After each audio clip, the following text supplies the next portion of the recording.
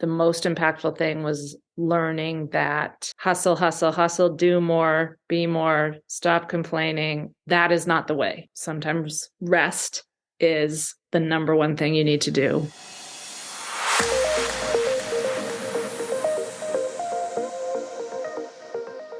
Hi, welcome to the Connect with Sheila Botelho podcast. I'm an entrepreneur, self-care strategist, and creator of the Seasons self-care app. I'm committed to helping you reconnect to your purpose, elevate your well-being, and build your version of a happy, successful life. Check out all the details about the Seasons self-care app and the Seasons Collective in the show notes. I'm so thrilled to be having a guest with me today who I've gotten to know over the last couple of years in an online community that we are both a part of. And Darcy Sauers is a doula business coach and doula marketing strategist. She helps doulas serve more clients without burning out. The Doula Darcy worked for 10 years in the advertising and marketing field before having 3 children and then becoming a postpartum doula in 2010. She attributes her background in marketing to her success at building a thriving postpartum doula business in a small town in New Hampshire. Now she loves sharing her industry expertise with other doulas.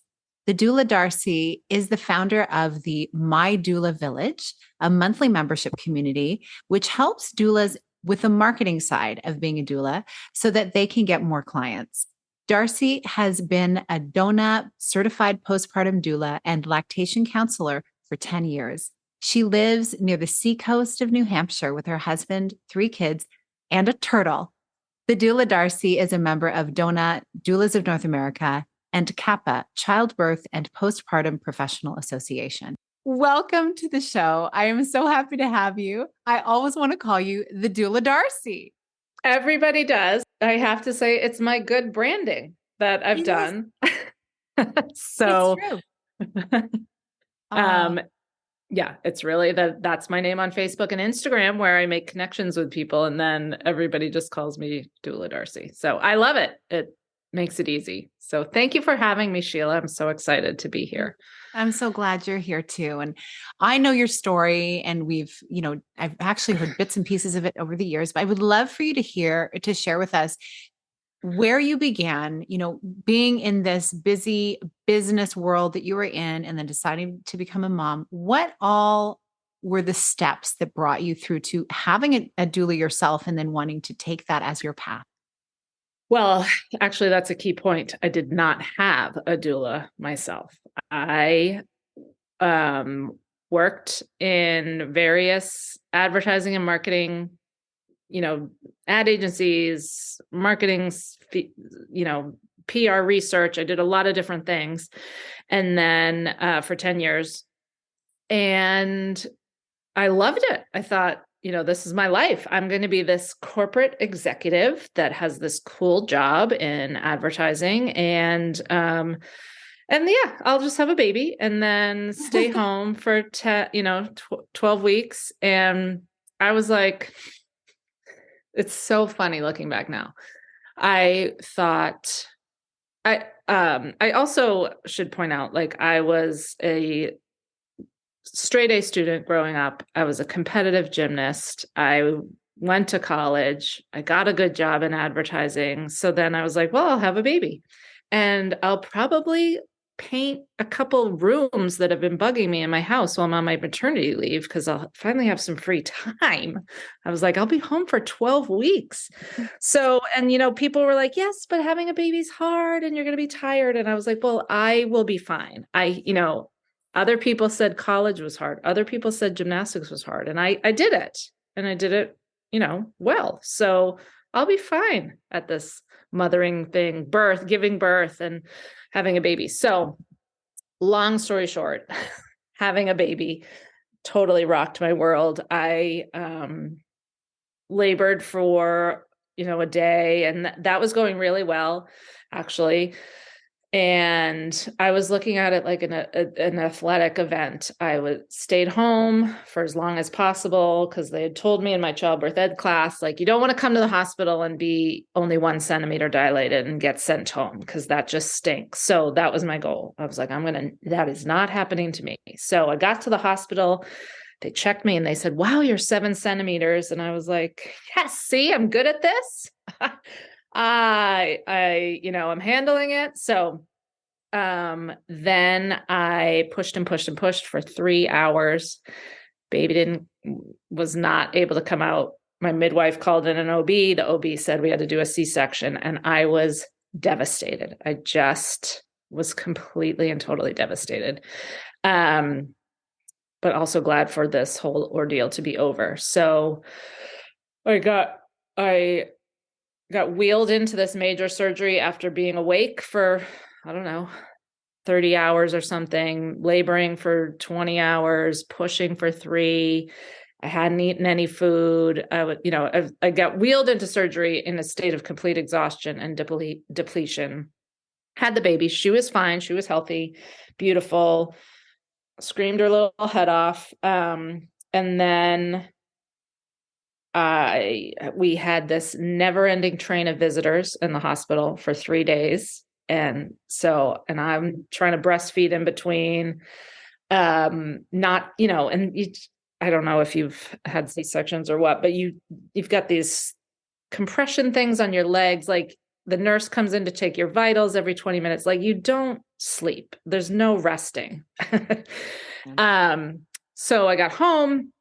I didn't feel good. And everyone kept saying, well, you just had a C-section, you need to take it easy. And I was like, okay. And to make a long story short, finally one day, my mom kind of bumped into me and touched my face. And she was like, oh my God. She's like, you're burning up. I had a fever of 102. So I was back in the hospital with my brand new baby at 2 or 3 days old, with an infection. So I had antibiotics. So anyway, all this to say, motherhood for me started off really rough. And I went at it with the attitude of, well, I just need to work harder. Well, I just need to do more. I just need to shut up and push through this, because that's what good mothers do. Good mothers struggle and suffer and are martyrs. And so that's what I did. I just kind of quietly put on a smile and went about everything. And my husband was great. He was very supportive. My mom came every day for 2 weeks. She was my postpartum doula. My mother-in-law was there. I had so much support. I had friends bringing food, and I still felt wildly alone in my own head. I was rattling around in my own head, beating myself up, that my body couldn't do what it was designed to do. I couldn't give birth vaginally like women have done for thousands of years. And that I wasn't enjoying these first few days with a perfect, healthy, beautiful baby. All I could think about was how tired I was, how I was in so much pain. So I was just miserable. And I always say, if a postpartum doula had come in and just said, it's normal to think these thoughts, you can still be a good mom and think and not love every second of being, having a baby, it would have changed my life. But I didn't have a postpartum doula. So I just kept pushing through it. And then I got pregnant again. And then I got pregnant again. So I had 3 C-sections in 4 years, 3 babies in 4 years. So I had 3 under 4. Depletion doesn't even begin to describe just how tired I was. That's 3 surgeries. That's 3 major surgeries in 4 years. So and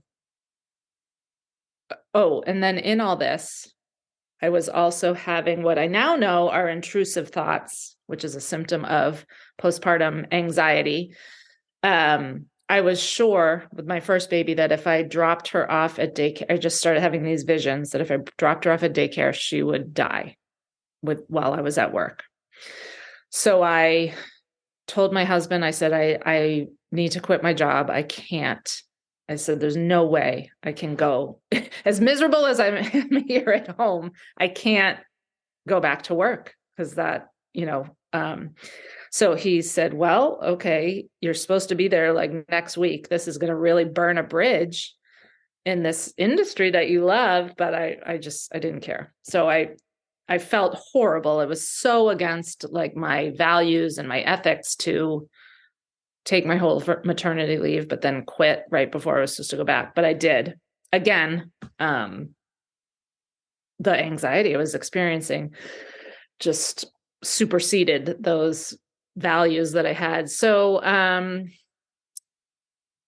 was a stay-at-home mom for a while, and then I was able to go back to a former company I'd worked for, and I did some I actually was a waitress for a little while at night while, I'd hand the baby off to my husband. I'd go wait tables. And then I got a job through a former employer working at home a couple hours a day. So I was doing like the nap time hustle. Mm-hmm. And then I got another job and I was working for this. So this was around 2005, probably. I was working for Zanga.com, which at the time was like this hot blog site for teenagers. It was in direct competition with Facebook when Facebook was just for college kids. So it was a really exciting place to work. I learned a ton about blogging and online marketing. And then one day while I was working, I read someone else's blog about a postpartum doula. And I was like, wait, what is that? And I read about it and I looked at it and I was like, that is what I have to do. And then Sheila, the stars just aligned. Like there was a training in Boston, which was an hour from my house in a couple of weeks. I read the books. I did the training. I loved every second of it. I had already become a yoga teacher. So I just added on to teach prenatal yoga teacher training. It was just like all of a sudden, boom, new career. But there's this thing, I was so excited to serve as a doula. And this happens. It's pretty much a phenomenon among all doulas. You want to help people, you want to serve, and you're so excited to, either be at births or be in new parents' homes in those first 12 weeks that you don't realize there's no doula jobs that you can go apply for. Right. Mm-hmm. You have to create your own business. So for me, luckily, I had this 10-year career in advertising to lead back on, and I was able to start a successful and thriving postpartum doula business. But so many, and I've been doing that now for, now 13 years. But now I've really switched to coaching, helping other doulas with that marketing and business side of things so that they can serve more families. So I said I was going to say the short version. That was the long version. It's so valuable that you shared it all. It was very concise. It's just that is a journey. It's not something to just skip over. And I'm glad that we're starting with it because it almost has the story arc of other people in different industries and different things that they've experienced where they're living life one way. They are so not feeling aligned with it. A major event happens and then their whole world turns around, but it doesn't happen like one little step and then the next little step and it's all just beautiful and smooth. It is what I'm always talking about, particularly in these interviews on the show about the winding, twisty path to fulfillment. We're going towards the life that we really want, the life of more, the more goodness, the more alignment in our life. And we often don't really know what that is until we're taking those steps. And so I love that, you made that decision to stay home and then, okay, I need to do something. And so starting wherever you could with whatever you could in a short amount of time.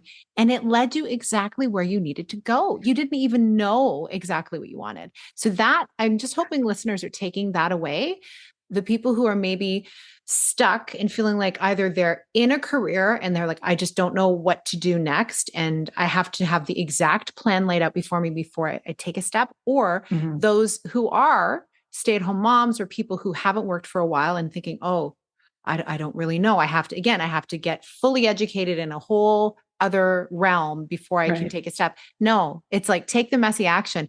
And that's how the beautiful stuff happens. And that's what happened for you. So, and the beautiful thing too, is you have this to share with your clients. So tell me about, now you said you didn't, like, here's the thing from your story. I remembered you saying, I knew somebody was there kind of acting in the doula role when you had your children, but it was your mom, right? And she wasn't, or was she a trained doula? She was just like acting as doula, right? No, yeah. But the key element here being a postpartum doula, which is your specialty. And I'll say from my experience, I felt really supported. I had like 3 midwives for both of my, they were both home births, like by the grace of God, because like, who knows? You just never know. I had to, like, from the moment I got pregnant, I was like, well, we'll see how this all works out. Ideally, this or something better. Right. Yes. And hoping for the best. And it happened to turn out. And I now, looking back, see as much support as my midwives gave me afterwards for that short time after the 6 weeks or whatever. I was also like yourself, very like, okay, I'm going to do this. And I'm very structured, but it was still me taking care of me in terms of the emotional element. So I really feel what you're saying. And I think a lot of women have that baked into them. Let's just pull up our socks and we just get through it. This is what women do. So now, from that experience, what are some of the greatest impactful things that come to mind from that experience that you've also carried into other areas of your life or your mothering of your children, your leadership in your home? Good question. And I think, and it's taken a long time to get there, but I think the most impactful thing was learning that hustle, do more, be more, stop complaining. That is not the way. That, sometimes, rest is the number one thing you need to do in a day. Sometimes listening to your intuition is far more impactful than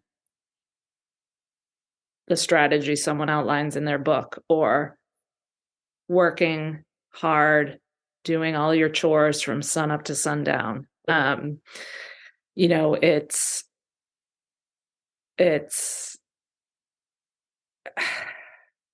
I think becoming a mother is so, I don't even know the word, so primal, I guess. And it's just not, it's kind of like, it just doesn't fit into our modern society.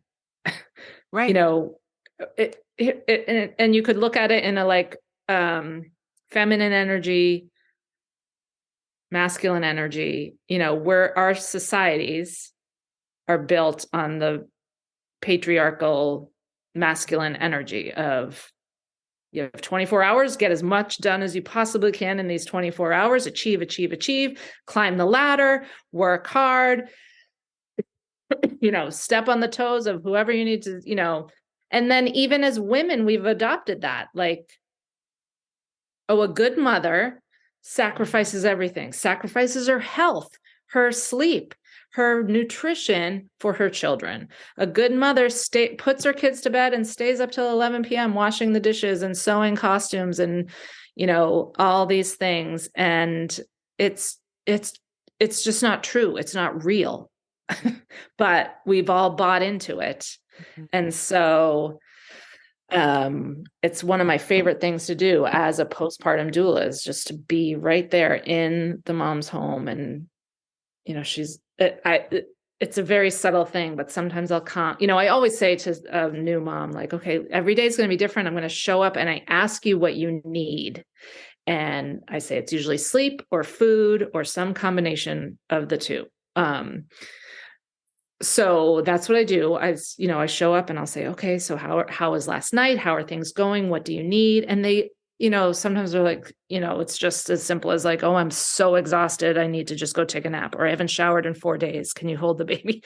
But sometimes it's like, oh my God, the kitchen is a mess. There's these 5 loads of laundry and I need to write these thank you notes and and here's the list of things I'd love to get done today while you're here. And then it's like, whoa, whoa, whoa, whoa, whoa, whoa, whoa. You had a baby, you grew a baby inside of you for 9 months, and then you pushed it out. And now you're not going to put the baby over there and go write thank you notes for 3 hours and wear yourself out at the sink washing bottles. So I love kind of planting that seed with women that, to tap out of the hustle culture and tap out of what is considered normal. You get to create that for yourself. I look back, I don't think I wrote many thank you notes at all. I think what I did is I collectively, at whatever showers or things, I was really blessed to have so much beautiful support. I said, listen, I know I'm going to be really tired because I don't know what this is going to be like. And I haven't written Christmas cards in a decade. So right now I'm just going to give you a hug. And that is my wholehearted thank you. And they were mothers. So they're like, yes, I totally get it. Wow. How good that you're doing that. So it was like revolutionary in a sense. Yes. Like, how about we do away with putting more things on people? It's almost the same thing as, if someone's going through the grieving process and then making sure that there's a big, long line of people that you have to like receive to these things. And, I've stood in enough of those lines to feel like, okay, the people who are grieving end up consoling the people coming to them. It's like, wait, that's not what we need. We need like stand there or not have that at all and just like rest, right? Yes. Rest and recoup, and then have the real connections in the weeks, months, and even years afterwards when everything really comes. Yes. And the same thing with parenting, right? It's like we move through the process with the children moving through these different milestones. The support doesn't begin and end the week the baby's born. It is lifelong with a handful of people who are our people. And so it's establishing that and then just being really genuine. So I love that you're there to guide people through that. And I also love what you've shared recently, well, a few years ago, I guess, when you created the infamous, in a good way, luteal list that is in Kate Northrup's book, Do Less, and doing things for people who listen and who have listened to my cyclical self-care program and who, understand the phases of the cycles that women cycle through. The luteal phase is the longest phase of our menstrual cycle. And it's when we can get a lot of stuff done. So talk to me about that and talk to me about what you did when your kids were super, super busy and you had a business to run that I just loved that you did this. Please share. So that part of that book, I love that book, Do Less, but that little piece of it was so life-changing for me because I'm a big introvert. And so my whole life growing up and college, everything, I'd look around and be like, I love my friends. I just want to get together. I think I'm going to have a party. Yeah. Okay. I'm going to have a party, but I can't do it right now. I'll do it in like 2 weeks. And I'd get all excited. I'd invite everybody. I was probably ovulating when I was thinking those thoughts, like, let's get together and, have fun. And then by 2 weeks, the date I had set the party or the gathering for, I was in my luteal phase and I just wanted to be alone and to be the night of the party. And I'd be there thinking, I don't want to see anybody. I just want to go to bed. And I'd be like, what is wrong with me? Like, I sometimes want to be with my friends. Sometimes I don't. And so just reading about the cycles and realizing nothing is wrong with me, that sometimes I want to be with my friends. And then 2 weeks later, I don't. So just learning about the cycles and then tapping into that. So I now make a luteal list, and just knowing that luteal week of my cycle is when my brain is honed to just make a to-do list and cross stuff off. And so earlier in my cycle, if, I have to file a tax form or write 5 emails, I'm like, well, I'm going to do it. I put it on my luteal list. And then and now I'm like, I'm so in tune to it. I feel my brain like clicking over, and I'm like, okay, time to hit the list. So for my business, especially with little kids, it saves so much time instead of trying to compile spreadsheets for my tax returns when I'm in the follicular phase. It will take me 5 hours. I can do it in 5 minutes at that luteal stage of my cycle. Yeah. So just organizing my business tasks and even the family stuff as much as I can to align with my cycle saves me hours and hours of time, even in terms of just mentally beating myself up. Like, why can't I get this done? Right? Yeah. Yeah. We can be so unkind to ourselves. We think we're robots somehow, but we're not. We are. Yes. Right. Exactly. So, that's funny. Yeah. So I love tapping into my cyclical knowing for running my business. It's been a game changer for sure. And I love that. And now that I have a son who drives and go places and do things, how you hired a teenager to drive your kids to all the events that, like the practices and the things that really they didn't care that you were there anyway. I mean, it was like, oh, thanks, Mom, but they're so focused on what they're doing. You gave yourself time back by doing that.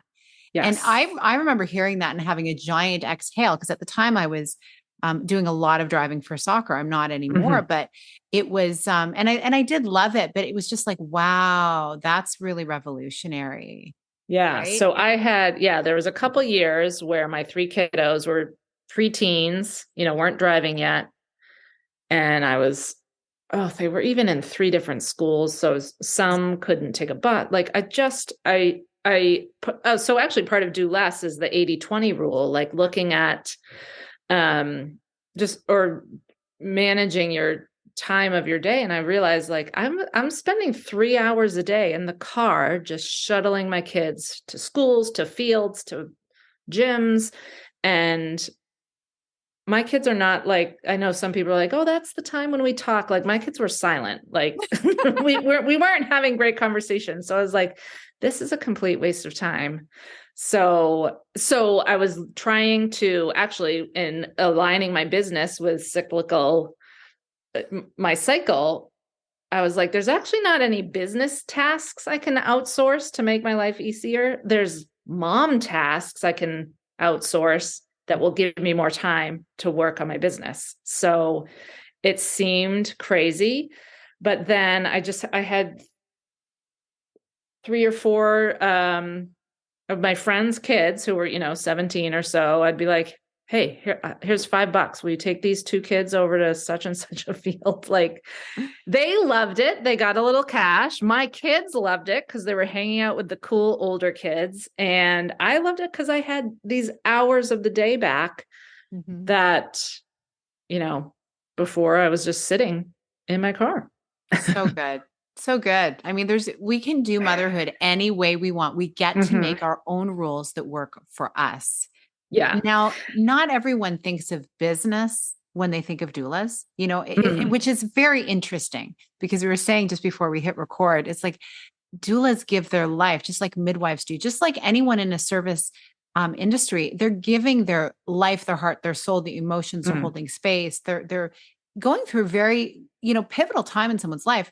And so I don't know why people wouldn't consider that is something to be of high value in the marketplace. So tell us about the reframe you offer to your clients who are growing, thriving businesses, why it's important, and then maybe share what you have to offer for people who are either in a business as a doula right now, wanting to grow it, or they're seeing that this could be something they would absolutely love to do and shift out of another career too. Oh, yeah. So I think it's rampant in the doula industry that it's 2 things: imposter syndrome, like, I'm not experienced enough, good enough, trained enough, smart enough. Why me? Why would someone hire me? So I won't charge. I'll just do it for free, or I'll only charge a little bit. And then in the doula world, there's also this thing like, this is the work women have been doing for each other for centuries. So why should I charge for it now?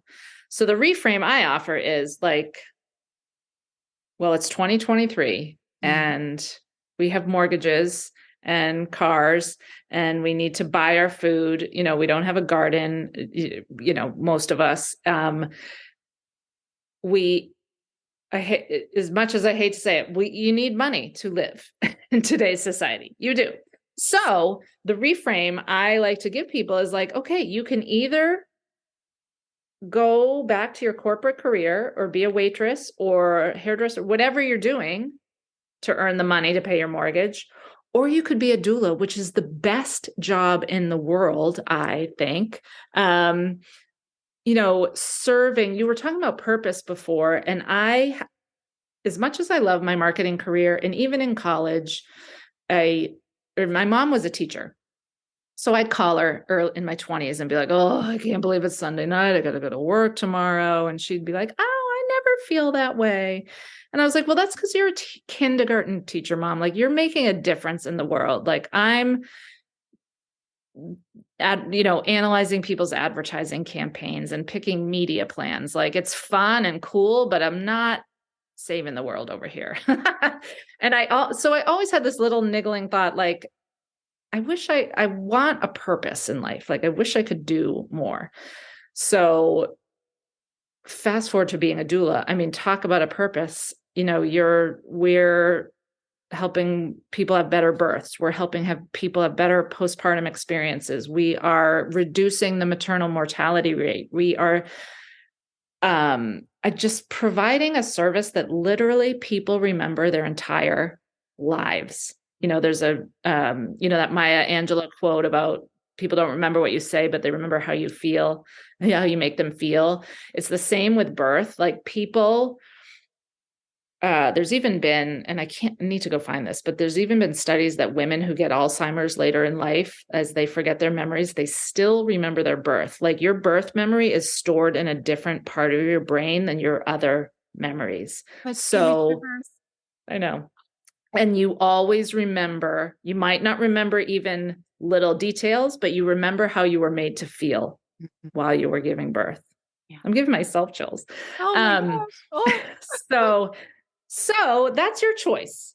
Go over here and get paid at your corporate career, or have a career as a doula where you're impacting people's lives and even, healing generational trauma. I mean, you're impacting people's lives on such a wonderful level, and just it's the best. So if that's the reframe I give you. If you want to do that, you're going to have to charge for your services. You're going to have to market your services so people know you exist. Mm-hmm. And that's just the piece of the puzzle that it takes. Mm-hmm. And I guess that's true for any career that someone feels passionate about. Absolutely. And what I love to see, like, this has been done in many other places. I think of law, like that's the first one that comes to mind. But they have their paid cases, and then they have a pro bono. Mm-hmm. So who's to say, hey, you have so many spots a year that you are going to do pro bono. Great. Same thing with online courses and program and coaching, et cetera, like scholarships for programs, scholarships to help to, free programs like, gosh, this podcast, right? There's mm-hmm. so much gold in here for mm-hmm. totally free, because the other things that I do, I charge for, but I want to have tiered offerings so that everybody gets some goodness, right? Like what you're sharing here, like, is worth gold because of the reframe, the inquiry people can enter into, and also the things that you're offering, like even on your website, to help people to make a transition if they feel they want to, which leads me to say, what are you offering these days? What are you excited about that people can take advantage of? I am excited about the membership that I created for doulas. It's called My Doula Village. It's only $49 a month, so it's very affordable. But what we're doing in there is I'm teaching, it's a great community. You need a community. Yeah. You've heard about the Harvard business study that showed the female entrepreneur's secret to success is being surrounded by other female entrepreneurs. So that was my goal with My Doula Village, but I'm teaching marketing and strategies and all sorts of those kinds of things. I do have a guest expert every month. But the biggest thing about it is I love helping doulas make this work sustainable, because the other problem that plagues the doula world is burnout. You're on call, you're up for days at a time. And if you're not, maybe you're not charging what you need to charge to cover that, the time you need to rest. So I love helping doulas build businesses and build lifestyles that are sustainable. And as you mentioned, part of that is, online courses, digital products. What are some passive income streams that doulas can set up so that when they're sleeping off a 3-day birth, they're still earning income from their passive income streams that they've set up? So I love, helping doulas with that side of things to make this more sustainable for more people. And so that the other thing about online courses and digital products and things like that is we're spreading doula support to more and more people.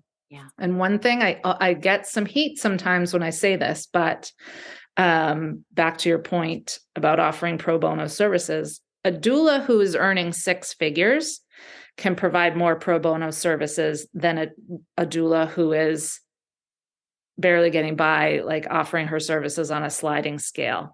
Yes. When I'm earning, 6 figures, I have other doulas who are working for me in my agency. I also have a lot of online programs that parents can take and that doulas can take that, I'm creating a much bigger impact and working with more. One of the reasons actually I started my doula village was I was, as a doula, I love my work as a postpartum doula, but I'm only helping one mom at a time, one family at a time. And I was like, there's got to be a way that, I remember thinking there's got to be 10 other families in this neighborhood that have a baby too. Like, how could I get them all together? So that's how I got into, well, if I could just help more doulas get more clients, that's how I can increase my impact. So you can find all of this at my website, thedoulardarcy.com. I have a free cheat sheet on how to start getting clients if you're just starting out and need help just drumming up those first few clients.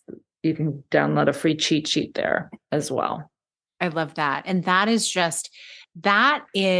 the heart of a purpose-driven business. Mm-hmm. Because it isn't just, you can't, like in any business, you can't be successful unless other people are getting benefit, are getting success themselves, are feeling heard, held, nurtured, getting value, right? Like that's the only way this works. And I totally agree with you, having passive revenue income streams, especially with the economy's always shifting and turning. Like this is what, my 5th or 6th recession. Like I know they haven't called it yet, but it's here.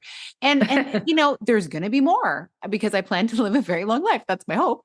And so we just need to know how to ride those waves. But the thing is, being a doula is recession proof because people always having babies. Yes. And there's always going to be people who want to get the support, especially now as self-care, as I'm finding in my work, it is on the rise, the awareness of it, the desire for it, not just the desire, but the necessity of it, right? Yes. Like it's not an option to have to choose between burning out or taking care of yourself. Right. Because the way our world is right now, health systems and all this kind of stuff, we need to take control of that ourselves. And it starts with just every little decision. So I love what you're offering. I'm going to have all of those things in the show notes for people to go check you out. And I love the way you're just so, you're so passionate about it. You just love it so much. And you're unapologetic about what's possible. The confidence is there because you've lived it and you're living it. So, and what a beautiful model you're being for your kids to go after whatever it is that they're passionate about in their life. Yes, absolutely. Yes. Thank you for saying that, Sheila. I love that. And so tell me before we close off, what is your favorite self-care that's lighting you up these days? Well, I will say 3 things, but the first one is a good night's sleep. Like and I think this stems from having 3 babies in 4 years and not sleeping for many, many years. Like I do not let anything get in the way of me sleeping. And sometimes now my kids are teenagers. Sometimes I go to bed before they do. And last week I was in Key West with girlfriends, and one night they were like, okay, where are we going to go? We could go to this. Let's go see music over here, go to this bar here. And I was like, you guys, how about if we just go back to the hotel and go to bed? And they were like, what? And I was like, oh, if we go to bed now, we'll wake up, we'll feel great. We can go to the beach. We did. And they were all like, oh, this is okay. All right. This is new. This is interesting. So, because I think better after a good night's sleep. I feel better. My mood, it really affects everything. And I can be, it just makes everything better. So, and then I take a walk every morning outside, sometimes just to the mailbox, sometimes just 3 miles. But I just getting that movement in. And then my like splurge. So that's like my daily self-care. I like to talk about, especially with my clients, like self-care isn't all pedicures and spa days. Yeah. That's great. But what do you do every single day to take care? So as a new mom, like your self-care is then you could argue this isn't even self-care. This is just care. But how are you going to get a shower today? How are you going to get a little break? How are you going to get a little movement? So walking and sleeping are my daily self-care. And then once a month, I've built it into my business plan that I go get an acupuncture massage. And it is decadent. And she'll like put the acupuncture needles in like the top half of my body, massage the bottom half, and then switch. And it's just 90 minutes of amazing, just everything, relaxation. I mean, I'm relaxed, but revived. And it's just so, so good. So shout out to Radiance National Health, my lady, Thalia. She's amazing. Beautiful. Oh, yes. We need to be doing these things for ourselves, the things that really help. So yes. Thanks for sharing that. Yeah. I have to say it's taken me a long time to unapologetically just be like, at first I'd be like, well, who am I to get a massage every single month? Like, fancy you over there. But now I'm like, nope. And I'll be the first to say, I love, not that I'm justifying it, but I'm not the kind of person that likes to buy new clothes or new purses and shoes. Like I spend all my money on massages because that's what I love. You love it. And you know what? One could argue as a business owner and a doula who is up in the night and doing all those things, it's actually part of your operational expenses. Yes. Because I argue that with my accountant.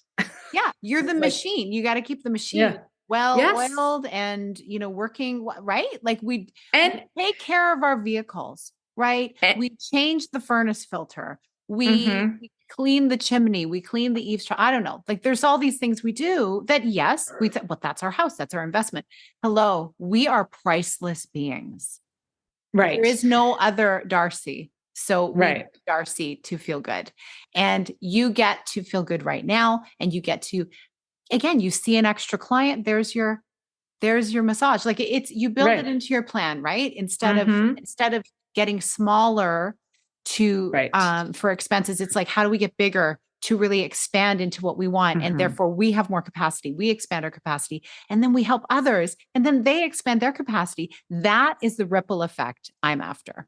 Yes, I love that. And that goes for any business owner. You're, whether you're a coach or, you're the business, you've got to take really, really impeccably good care of yourself so that you can serve. Yeah. It's like that, the worth ethic affirmation that we receive. Yes. I am a businesswoman. I am not a busy mess. Right? Yes. I have a business. I'm not a busy mess. It's like, oh yes, it's so true. Oh, I love it. Darcy, I feel like I could have a fun girls weekend with you in Key West. Go. That's where I honeymooned actually, was Key West. Oh, really? Oh my 26 summers ago. Yeah. It was beautiful.